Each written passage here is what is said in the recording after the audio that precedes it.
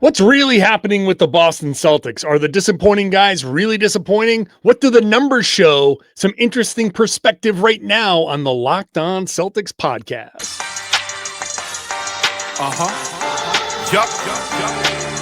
Beantown, be ever ready.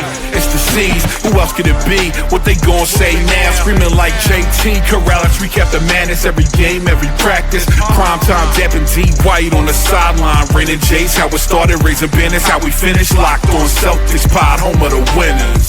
Hey, welcome back to the Locked On Celtics podcast, right here on the Locked On Podcast Network, where it is your team every day. Your team's the Boston Celtics, and I talk about them right here Monday through Friday.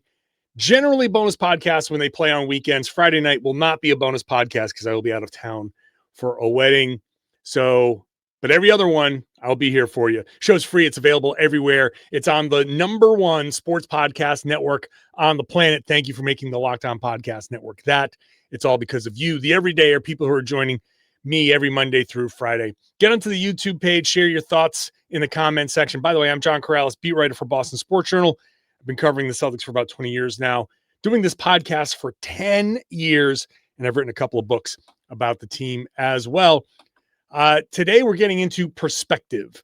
And because coming out of these games, people are talking about, hey, Neemias Queta is doing great. Man, Derrick White's a little disappointing.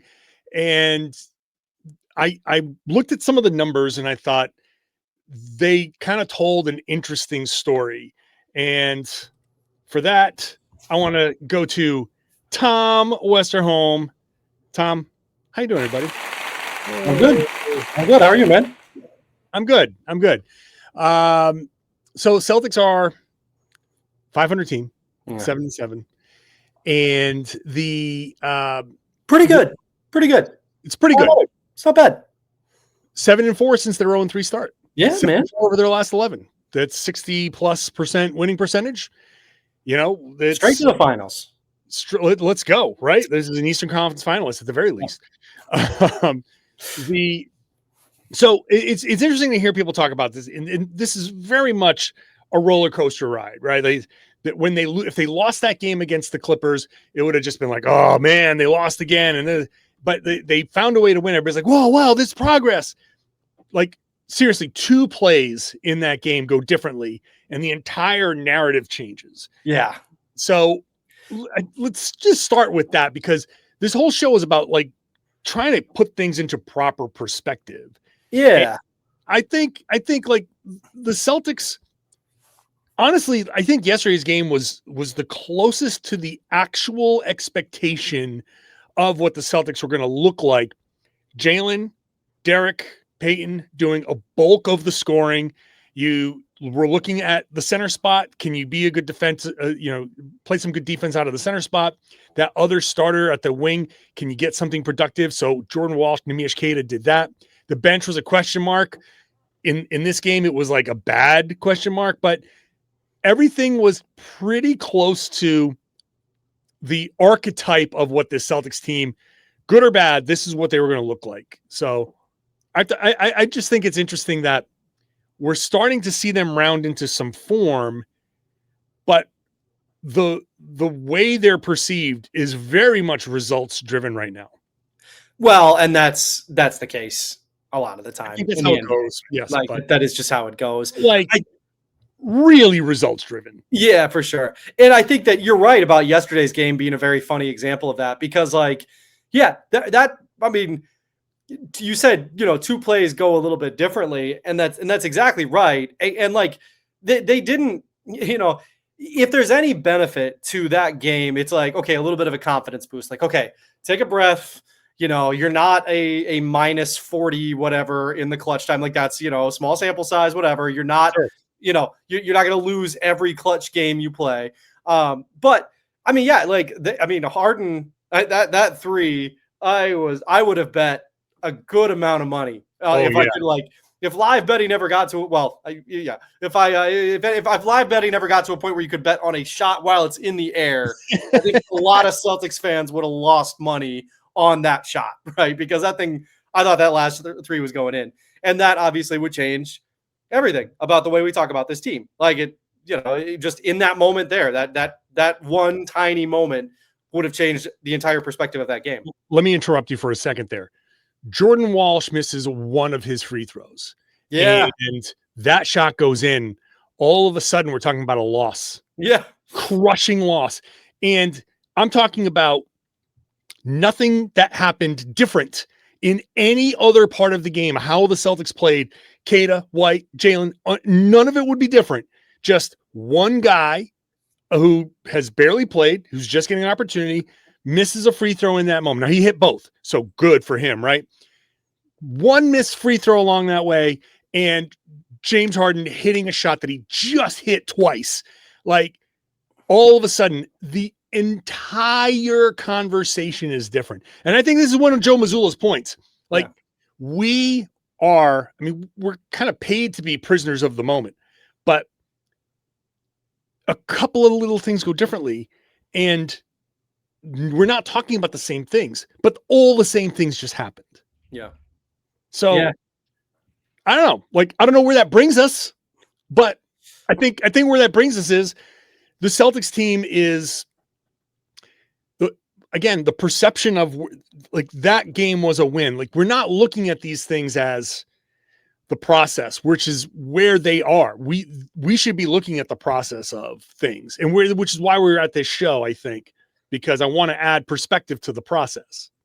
For sure. And I think, just before we get into the process of things, I do think that it is kind of natural for fans and media to be results driven, right? Because like what you do then, because you can't break things down to the level that the Celtics break things down, right? There's just not enough time in the day for, Joe Mazzulla has a staff full of genuine basketball experts to help him break it down and figure out the process of things. Whereas for us, it's like, right, if the Celtics win, a lot of the time we're going to talk about what went well. And when the Celtics lose, we're going to talk about what didn't go well. And the culmination of all that stuff and all that coverage, hopefully, if the media does a good job, gives you a decent picture of what is going on in any given season, right? So it's like I don't think that it's like necessarily wrong for fans or the media to be results driven, because it's like, at the start of the day, at the end of the day, it's like, well, okay, if you don't win enough games, you don't go to the playoffs, right. Like,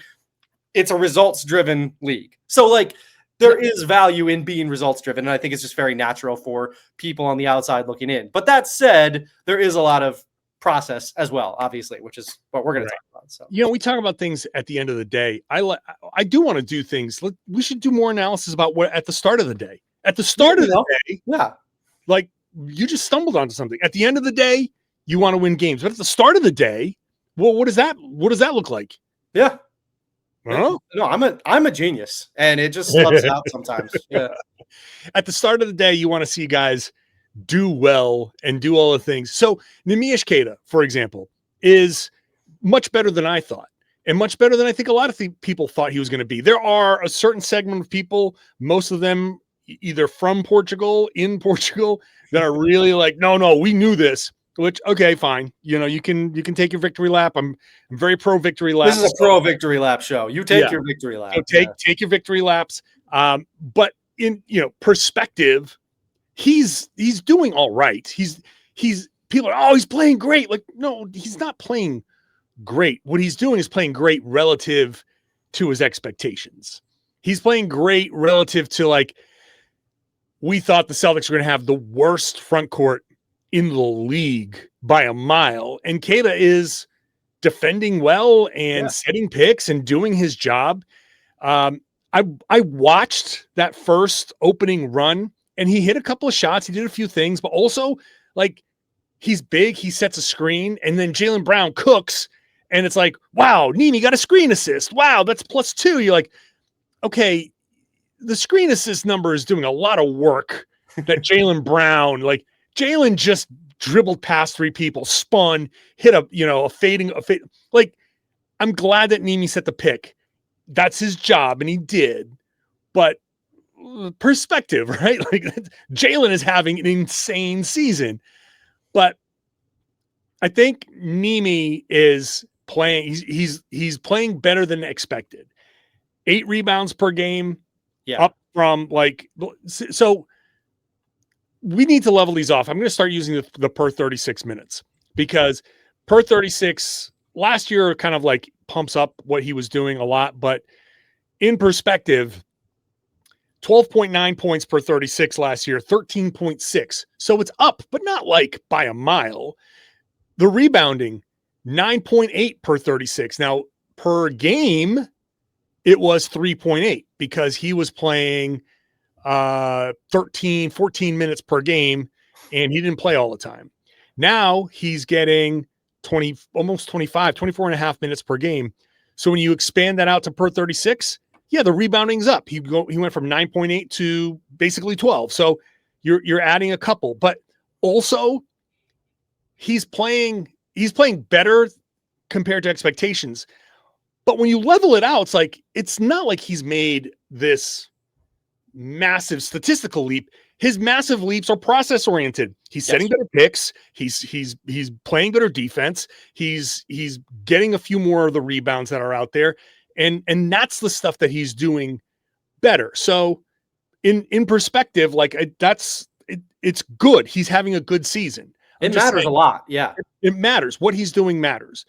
But this isn't really about Nemi. One guy I want to focus on is Derrick White, because I've heard Derrick White is disappointing. There's even a Reddit thread out there. It's like, who's the most disappointing? Is Derrick White the most disappointing Celtic this year? Reddit's not the be all end all at all, but just a taste of what some fans are saying, that it's out there that he's having a disappointing season. Tom, the numbers, they don't agree. We'll get to those when I come back. Today's show is brought to you by Rippling. If you're a business owner, here is the truth. SaaS promised to make work easier, but now the average company is buried by hundreds of apps that slow down your teams and simply don't work together. That's not SaaS. That's SAD, software as a service. That's why you need Rippling. Rippling is the unified platform for global HR, payroll, IT, and finance, all in one place. They've helped millions of businesses replace a mess of disconnected tools with one system designed to give leaders clarity, speed, and control. Rippling removes the bottlenecks and busy work that slows teams down. Bottlenecks and busy work, two things that just crush a business. Everything from onboarding to payroll to IT access runs automatically and perfectly in sync. It's simple to use, and it gives companies one source of truth for their people, data, and everything they touch. Whether you want to run your entire HR, IT, and finance operations as one, or just fill the gaps in your software stack, Rippling can do it all. Right now, you get 6 months free when you go to rippling.com/LockedOnNBA. That's RIPPLING.com/LockedOnNBA. That's rippling.com/LockedOnNBA for 6 months free. Today's show is also brought to you by Prize Picks.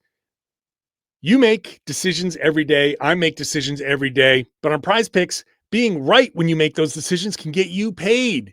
Don't miss the excitement of sports this season. NFL, NBA, both. There's no better place to jump in on the action. Prize Picks is super easy, simple to play. Your decision, more or less on at least 2 player stats. And if you get them right, you win. It takes less than 60 seconds to make your lineup, and you can play anywhere Prize Picks operates. That's you, California. Yes, you, Texas. Yes, you, Georgia. Prize Picks during football Sundays and NBA tip-offs keeps every game exciting. You can do things like cross sports. You can do Drake May touchdown passes and Jaylen Brown points, and more or less. And if you're right, boom, you get paid. The new Stacks feature is a game changer. You can now pick more on Jaylen's points and threes and assists all in the same lineup. Plus, if your player leaves early with an injury, the injury reboot saves your lineup from a loss. Download Prize Picks and use the code LOCKEDONNBA to get $50 in lineups after you play your first $5 lineup. That's code LOCKEDONNBA for $50 in lineups after your first $5 lineup. Prize Picks, it's good to be right. Thank you for making Locked On Celtics your first listen every day. Make your second Locked On NBA and Locked On NBA Game Night. 2 shows, same feed, here on the #1 sports podcast network on the planet. Game Night has you covered every game, every night, 7 days a week. Locked On NBA in the afternoons covers all the big stories, debate show style. So check it out wherever you found this podcast. All right, Tom Westerholm, are you ready for Derrick White? Derrick White, disappointing. You have to unmute yourself. Derrick White, who has been deemed disappointing. Again, we're going to go per 36 because somehow he's playing fewer minutes this year. It's one less per game. It's 32.9 versus 33.9. Maybe the most shocking stat that I'm about to read off is that he is playing a little bit less this year. I am surprised at that. So the disappointment comes from the shooting numbers, which we know the shooting numbers are bad, but everything else is good. Per 36, when you level everything off, scoring is exactly 17.5, exactly where it was last year. Turnovers down half a turnover per game. Blocks up 1.3 from 1.1. Steals up almost a full steal per game. Assists up almost a full assist per game. Rebounds down slightly, down 4.5. You need to do a little bit better rebounding, but the offensive rebounding is just a tick up. It's the defensive rebounding that's down just a little bit, but rebounding is kind of close. So all the defensive metrics are up. It's just the 3-point shooting is down to 30.6%, and the 2-point shooting is down to 42%, where it was 59% last year. So the shooting is disappointing, but when you level everything off, all the numbers, everything else that he's doing is either on par or better for the most part than he was doing last year. So he's not having a disappointing season. He's having a disappointing shooting start. Yeah. But he's not letting that affect him. And I will say that has to be encouraging. And I think for people who might say Derrick White's disappointing, you might want to change that, because disappointing would be like letting bad shooting start affect everything that you do. He's doing everything else. He's still playing defense, is still playing his whole game. It's just the shots aren't falling. And I think that's an important distinction. It's an important perspective to have. Yeah, I think it's really important. I think, it would also be, not only would it be disappointing, it would be very surprising if Derrick White let a poor shooting season affect the rest of it. It just does not sound like Derrick White, Sure. But also, I mean, like you look at his on-off stuff, right? Like the cleaning the glass has him, the Celtics are 8.3 points better with him on the floor. And you know what it is? Entirely defense. Like he is, like they are 11 points per 100 possessions better with him on the floor defensively. Like, and that's a guard, like that's yeah. Like, and I mean, that speaks to what you're saying, right? Because they're actually a little bit worse with him offensively on the floor, but like the defense is so much better that it's an 8-point swing, right? And like that, again, that really speaks to Derrick White's, I think, character, right? Because you're talking about a guy who is struggling in a new offensive role. That can be really disheartening and discouraging, especially when that new offensive role is like, you're entrusted with more, right? Like you're being entrusted with, and you're getting this opportunity to show that you can do more, or like show, hey, this is a chance to show people that you always had this in your bag. You were just a little underutilized. And like, this is, to struggle with that would be a little bit disappointing, but if he's disappointed, he's still playing incredibly hard, right? Like that's obvious. He's still playing really good defense. He's still, to your point, he's very much Derrick White. He's just Derrick White who's missing some shots, and that's like that'll probably come around. Like I don't think that Derrick White is. Yeah, I do think that the shooting is going to come around, and if it does, I mean, same thing with like Hauser, with the same thing we've been saying about Pritchard. It's like if the shooting does come around, I mean, that's kind of where you start to look at like a 45 win season, a 40, because this team's going to win some games if the shooting comes around. Yeah, I think that's when you look at the scoring is level. I think that in a way is impressive, that you're not shooting as well, but you're still finding a way to at least produce what you did last season. that's a lot of hard work, man. That's hard to do. We know the shooting's going to come around. We know it's going to come around. He's not, just because things have started poorly doesn't mean they're going to last all season long. We're starting to see him come out of it. He was, 4 of 8 in the last game. He's starting to put together a little bit of better shooting lately. So if that continues, then who knows? Like he'll be up over 20 something points per 36 in a hurry. So, and I think, we can fold in before we get to Jaylen Brown after the break, a little Payton Pritchard, who is starting to break out of his shooting slump, and he's up to like per 36. The one thing you hear from the critics of Payton Pritchard is, oh, he can't be a starter. He's better off the bench. Well, per 36, his scoring is actually up 18.4 versus 18.1. So it's a slight increase, but it's still an increase. His assists are up per 36. His rebounding's down a little bit. Again, same old story.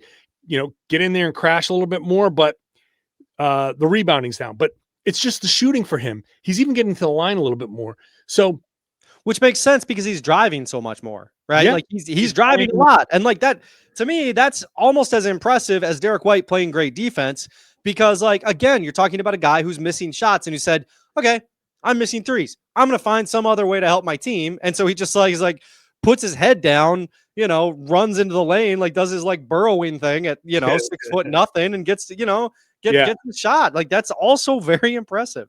So the two guys that are like disappointing are actually kind of level. And again, relative to the expectations, people thought, hey, could this be an all-star season for Payton Pritchard? He did a show. Could this be an all-star season for him? Could it be an all-star season for Derrick White? And now we're like, oh, man. But no, their shooting struggles have left them exactly where they were before. So the increased role, once the shooting comes around, that stuff is going to come around too. Really quick, Pritchard is also like plus 7.1, right? Like on off. And his offense is actually the big difference. Like he's plus 8.5, like 86th percentile. And that's before his shooting has taken off, right? Yes. So, yeah, I mean, there's a lot there. There's a lot there. Waiting for an explosion, I think. Speaking of explosions, Jaylen Brown. Oh, man. When we talk about he's having an all-NBA season, the numbers, wait till the numbers I read you when we come back, because he is having an all-NBA season. That's next. Today's show is brought to you by Robinhood. Your ambition just met its match. With Robinhood, you play for the win, not just on game day, every day. Locking in on every opening, beating your PR, beating it again. Channel that drive into your money. Robinhood puts you in control of your money. Track stocks, ETFs, options, futures, and crypto, all in one platform. You can now build and execute your own trades from a desktop with Robinhood Legends advanced tools, or take advantage of the new Robinhood strategies with a tailored portfolio managed by a team of experts. You expect more from yourself, expect more from your money.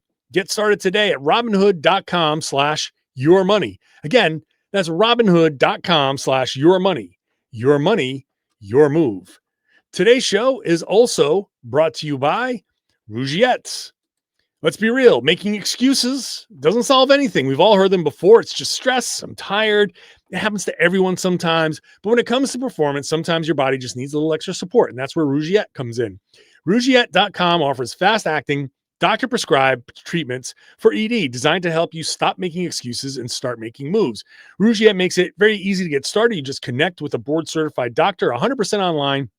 No awkward waiting rooms, no in-person appointments. If prescribed, your treatment ships discreetly straight to your door. Process is fast, simple, and private, and it's all handled by real doctors. It's about confidence, connection, and getting back to the moments that matter. Visit Rougiette.com/LockedOnNBA, RUGIET.com/LockedOnNBA to get 15% off your first order. Again, RUGIET.com/LockedOnNBA. And don't forget to use that code LockedOnNBA so they know we sent you. Rougiette, stop making excuses, start making moves.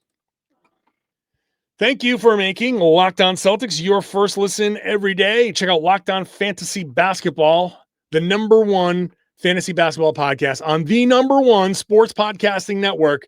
Josh Lloyd's going to get you all the information, who to keep, who to drop, who to start, who to bench, everything you need to win your fantasy league.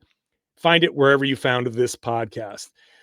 Before we get to Joe Mazzulla, we got to get to Jaylen Brown, who, again, per 36, is just a beast. And now he also down 2 minutes a game. Last year he played 34 minutes. This year, 32. Seems counterintuitive. I thought he would play more. But so we level it out. What's he getting per 36? 30.8 points per game. Easily a career high. His previous career high was 26.7.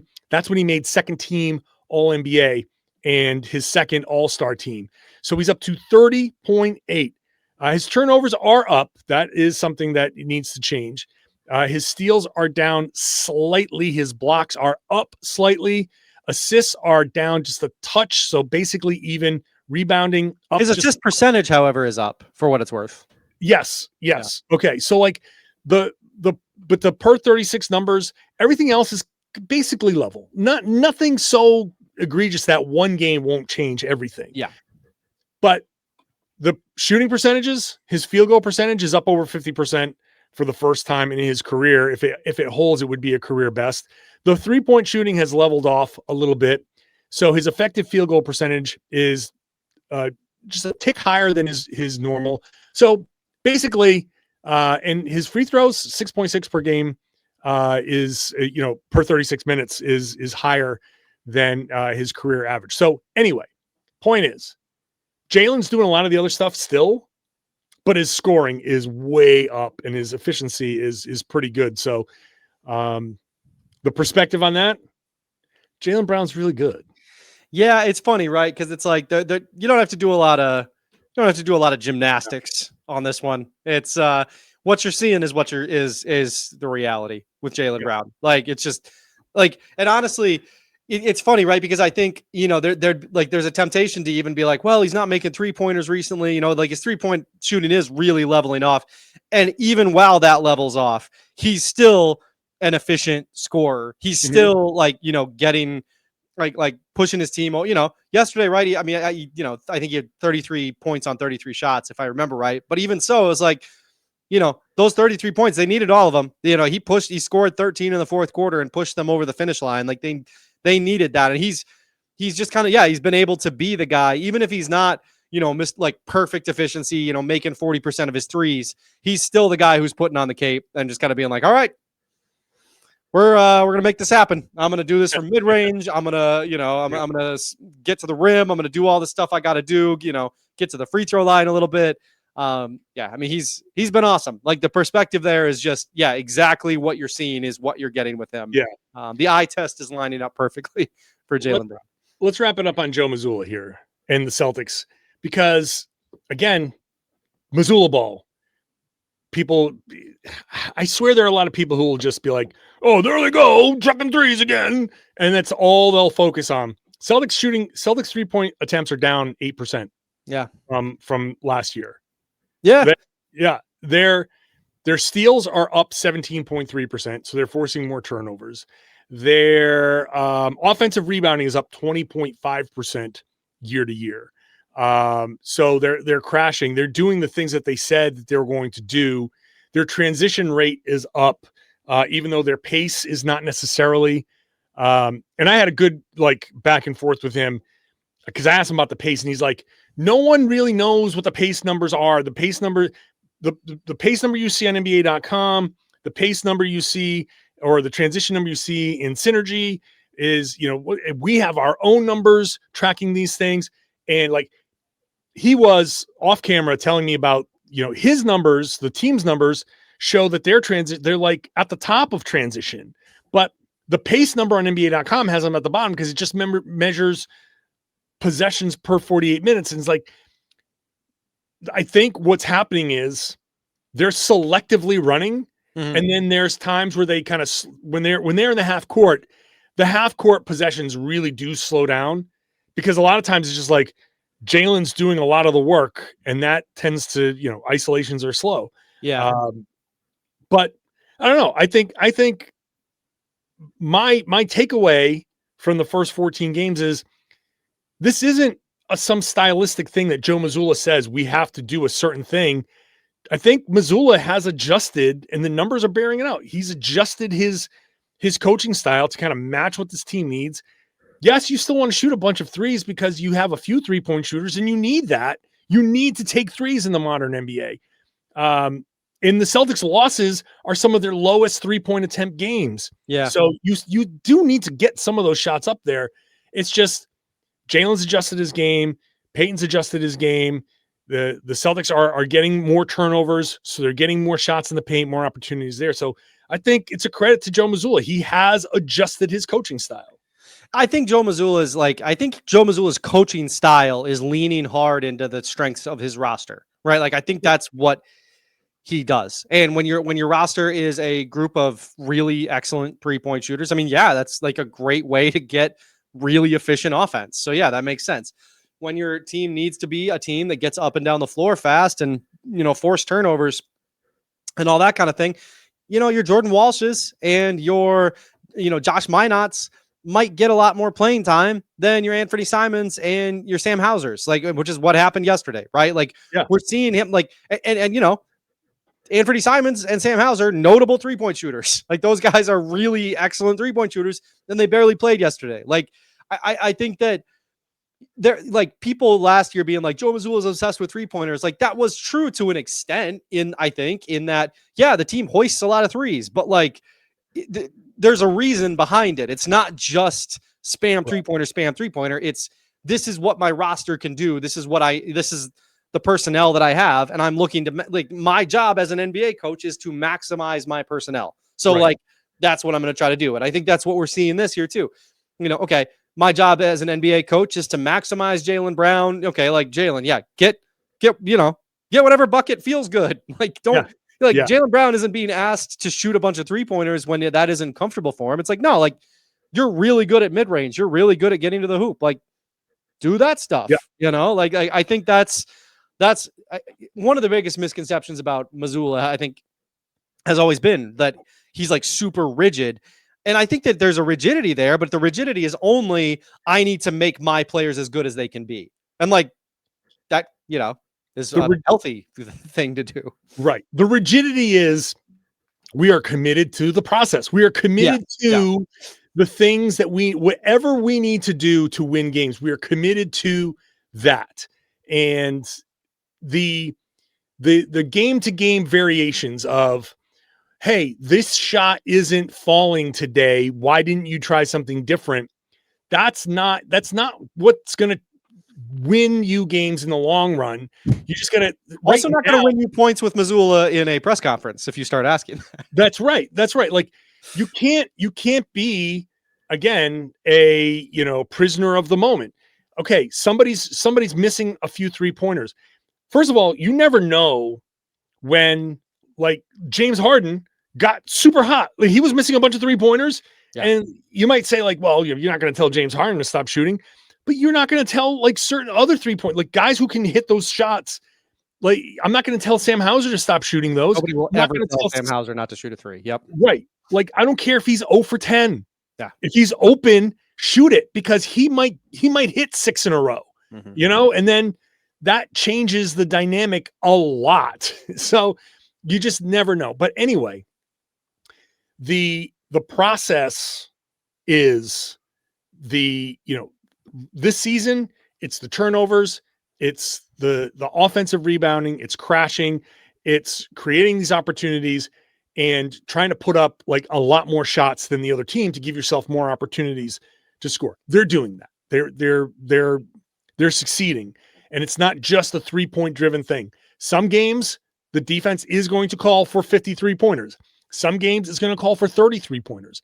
And the Celtics have shown both this year. So when they shoot 50, don't be like, oh man, here they go again. It's like, that's the defense is there, and the guys who are taking them can make them.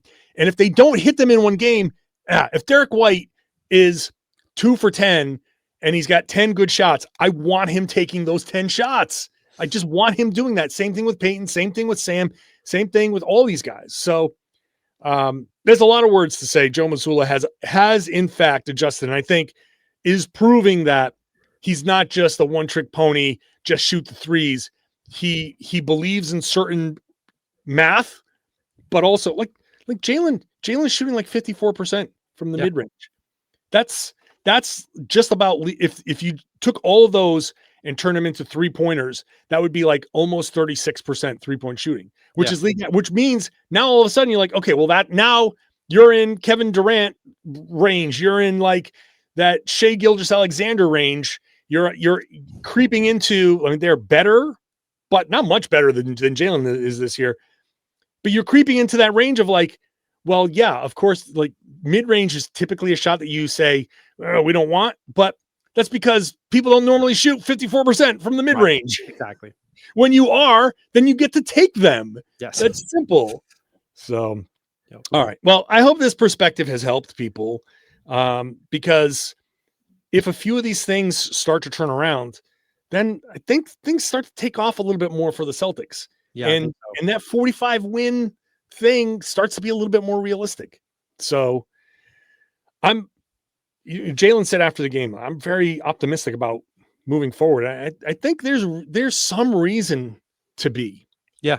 Unless they lose to the Brooklyn Nets and then everything's falling apart. Then tank. And it's AJ Dad. So go watch that film from the other day. Anyway, all right.